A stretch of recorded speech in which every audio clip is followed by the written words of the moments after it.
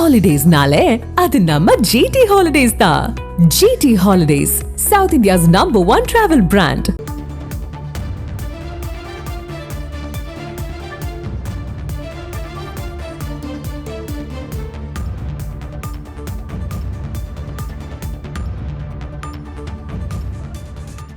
சொத்து வரி சரியாக நிர்ணயம் செய்திருப்பதை உறுதிப்படுத்த தேவையான சிறப்பு குழுக்களை அமைக்க வேண்டும் என வரி முறைகேடு தொடர்பாக மதுரை மாநகராட்சி ஆணையருக்கு மெட்ராஸ் உயர்நீதிமன்ற மதுரை அமர்வு உத்தரவு பிறப்பித்திருக்கிறது. முழு விவரங்களோடு இணைகிறார் நம்ம செய்தியாளர் மாரிசாமி.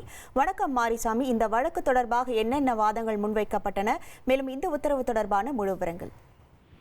மதுரை மாநகராட்சியில் வரி ஏய்ப்பு முறைகேடு தொடர்பான வழக்கை சிபிஐக்கு மாற்ற வேண்டும் என உத்தரவிடக் கோரி மெட்ராஸ் உயர்நீதிமன்ற மதுரை அமர்வில் ஒரு வழக்கு தாக்கல் செய்யப்பட்டது. அந்த வழக்கு விசாரணையில் தான் மதுரை மாநகராட்சியில் வரி ஏய்ப்பு முறைகேடு குறித்து கடந்த 15 ஆண்டுகளாக முறைகேடுகள் நடைபெற்று வருகிறது. இந்த முறைகேடுகள் குறித்து சிறப்பு குழு விசாரணை நடைபெற்று வருகிறது என தமிழ்நாடு அரசு தரப்பில் மெட்ராஸ் உயர்நீதிமன்றம் மதுரை அமர்வில் தகவல் தெரிவித்தார் அரசு வழக்கறிஞர். அதுபோக இதுவரை விசாரணையில் 2 கோடி ரூபாய் வசூலிக்கப்பட்டுள்ளது, மேலும் 17 நபர்கள் கைது செய்யப்பட்டிருக்கிறார்கள் என்ற தகவல் தெரிவிக்கப்பட்டது அரசு தரப்பில். அதுபோக மதுரை மாநகராட்சியில் கடந்த 15 ஆண்டுகளாக நடைபெற்ற அனைத்து வரி ஏய்ப்பு மற்றும் முறைகேடுகள் குறித்து விசாரணை நடைபெற்று வருகிறது. கைது நடவடிக்கை தொடரும் எனவும் அரசு தரப்பில் தகவல் தெரிவிக்கப்பட்டது. இதை தொடர்ந்து மதுரை மாநகராட்சி ஆணையர் மாநகராட்சிக்கு உட்பட்ட பகுதியில் இருக்கும் கட்டிடங்களுக்கு சொத்து வரி சரியாக நிர்ணயம் செய்திருப்பதை உறுதிப்படுத்த தேவையான சிறப்பு குழுக்களை அமைக்க வேண்டும் என மெட்ராஸ் உயர்நீதிமன்ற மதுரை அமர்வானது உத்தரவை பிறப்பித்திருக்கிறது. மதுரையைச் சேர்ந்த SMT ரவி என்ற கவுன்சிலர், மாநகராட்சி கவுன்சிலர் தொடர்ந்த இந்த வழக்கில் தான் இது போன்ற உத்தரவுகள் பிறப்பிக்கப்பட்டது. அரசு தரப்பில் தகவல்கள் தெரிவிக்கப்பட்டது.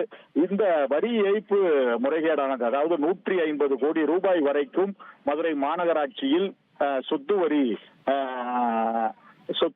அதாவது பெரிய பெரிய கட்டிடங்களுக்கு வரியை குறைத்து மதிப்பிடப்பட்டிருக்கிறது என்பது போன்ற முறைகேடுகள் நடைபெற்றிருக்கிறது என இந்த வழக்கானது தொடரப்பட்டது.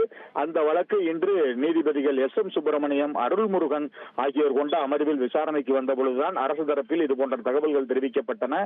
அதுபோக உத்தரவு பிறப்பிக்கப்பட்டு இந்த வழக்கு விசாரணையானது ஆகஸ்ட் 20ஆம் தேதிக்கு ஒத்திவைக்கப்பட்டிருக்கிறது. உங்கள் விவரங்களுக்கு நன்றி மாரிசாமி.